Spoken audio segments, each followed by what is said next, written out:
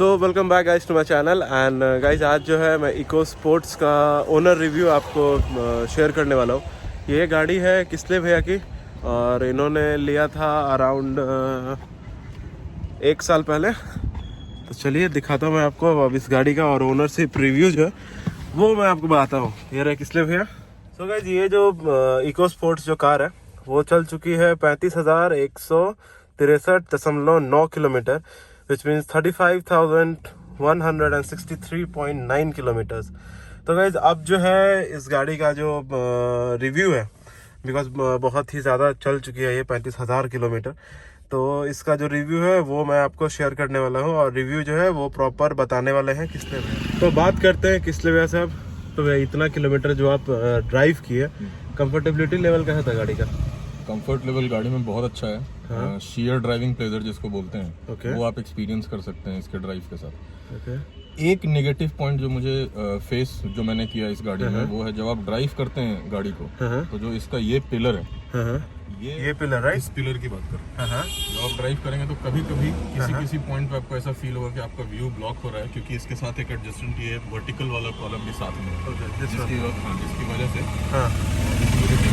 तो ये जो पिलर है इसका इशू होता है, मतलब साइड में दिखने में प्रॉब्लम। कहीं कहीं ऐसा फील होगा कि आपकी विजिबिलिटी ब्लॉक कर रहा है ये। ओके बट इसके अलावा मैं इस गाड़ी को नेपाल लेके जा चुका हूँ, पोखरा, काठमांडू, बनारस 3-4 बार किया है। मतलब काफी लंबे ट्रिप्स हाँ, मैं दिल्ली गया हूँ इसको लेके, चंडीगढ़ गया हूँ, कई सारे ट्रिप्स मैंने किए हैं, कोई भी प्रॉब्लम मैंने फेस नहीं किया, कोई इशू फेस नहीं किया।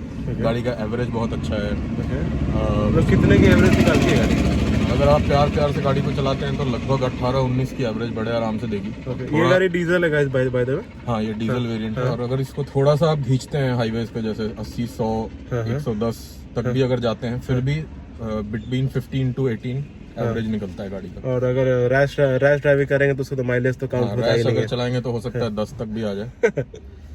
और भैया ये जो मैं एक और बात पूछना था, जैसे कि आप इस गाड़ी से लॉन्ग ड्राइव करते हैं तो लॉन्ग ड्राइव में कैसी है ये गाड़ी, मतलब कंफर्टेबिलिटी, मतलब अगर ज़्यादा देर तक अगर इस गाड़ी को ड्राइव कर रहे हैं तो कंफर्टेबिलिटी कैसी है इस गाड़ी की? एक चीज़ मैं ज़रूर बताना चाहूँगा यहाँ पे, कई सारे वीडियोस में हमने भी देखा है, सुना भी है कि आगे का जो सीट्स है इस गाड़ी के वो काफ़ी कंफर्टेबल है कंपेयर टू पीछे वाले जो सीट्स है। और पीछे वाले सीट पे अगर आप बैठते हैं तो लेग रूम कम मिलता है और ये सब ये कई जगह आपको दिख जाएगा इंटरनेट पे ये सारी बातें। बट जब मैं नेपाल गया था तो हम लोग 4 जने थे गाड़ी में। आगे जो बैठा हुआ था ही 6'2", पीछे जो 2 लोग बैठे हुए थे दे आर एवरेज 5'8", 5'9" दोनों की हाइट थी।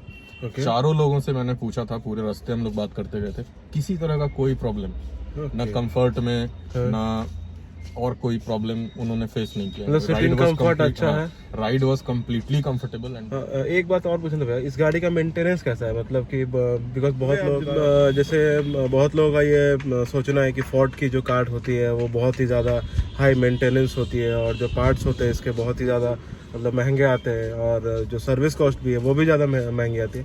तो इसके बारे में आप क्या कहना चाहेंगे? यहाँ भी एक चीज़ मैं ज़रूर बताना चाहूँगा कि अभी जैसे ड्राइव वगैरह को लेकर मैंने आपको बताया, इसको जब से एक्सपीरियंस किया है मैंने, जब से गाड़ी लिया है मैंने, तब से कई सारी सुनी सुनाई बातें मुझे मिथ लगी हैं जो सामने आई हैं। जैसे इसकी मेंटेनेंस की बात करते हैं, 10,000 किलोमीटर्स 5,000 किलोमीटर्स पे पहला सर्विस था इसका, जो एक फॉर्मल सर्विस होता है, उसमें 1,000 से कम का बिल था।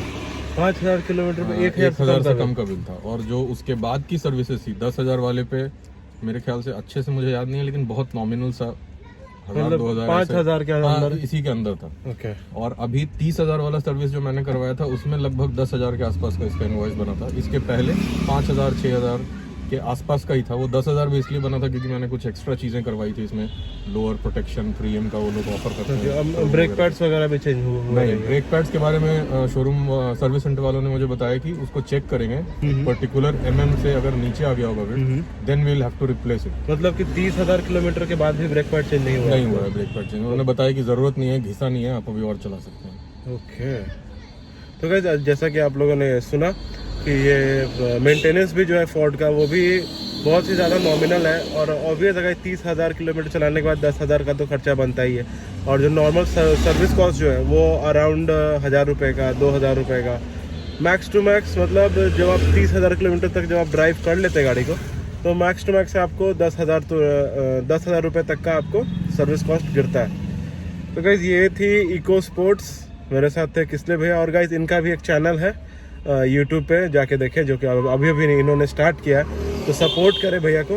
अलबेला करके चैनल है, इनके चैनल का जो लिंक है मैं अपने डिस्क्रिप्शन बॉक्स में नीचे में पोस्ट करने वाला हूँ। तो गाइस अगर आपको ये वीडियो अच्छा लगा तो please do like, subscribe, comment and share, and मिलते हैं गाइस नेक्स्ट वीडियो में।